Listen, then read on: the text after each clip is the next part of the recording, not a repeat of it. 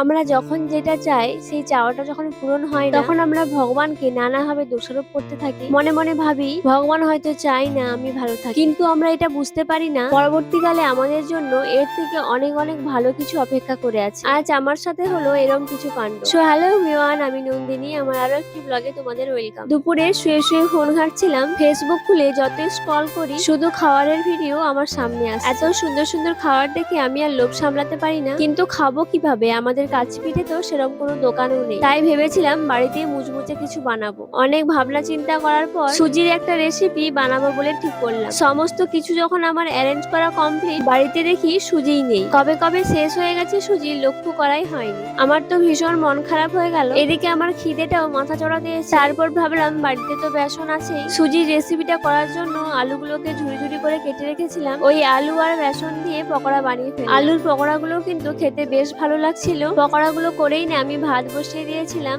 একেবারে সমস্তটা গুছিয়ে তারপর মুড়ি খেতে বসবো। আজকে ভেবেছি তাড়াতাড়ি রান্না করে ইনস্টাগ্রামের জন্য কিছু রিলস বানাবো। আজ ওয়েদারটাও বেশ ঠান্ডা আছে, দুপুরবেলা গরমের জন্য আমি রিলস বানাই না, তাই বিকেল বিকেল রান্না করে নিচ্ছি, রাতে রিলস বানাবো। তাও এই নতুন নতুন রেসিপি বানানোর চক্করে আমার অনেকটা দেরি হয়ে গেল। আমি যখন হাঁড়িতে চাল দিই তখন প্রায় 6টা বেজে গেছে। অন্যান্য দিন 6টাকে আমার ভাত হয়ে যায়। আজ আমি রান্না করব সয়াবিন আর কলাই এর একটা দারুণ রেসিপি। আগেও একবার করেছিলাম, কিন্তু ওই দিন আমার শরীরটা খারাপ ছিল তাই টেস্ট করা হয়নি কেমন হয়েছিল। তাই আজ আরো একবার রান্না করব। প্রথমেই গরম জলে সয়াবিন গুলোকে ভিজিয়ে রেখেছিলাম, আর একটু নুন ফেলে দিয়েছিলাম ওই জলে। আর এদিকে মসুর কলাই গুলোকে ভিজিয়ে রেখেছিলাম 10-15 মিনিট মতো। মুগ আর মসুর দুটো কলাই থাকলেই ভালো হতো, তবে আমি নিয়েছিলাম শুধুমাত্র মসুর কলাই। তারপর সয়াবিন গুলোকে জল ঝরিয়ে নিতে হবে।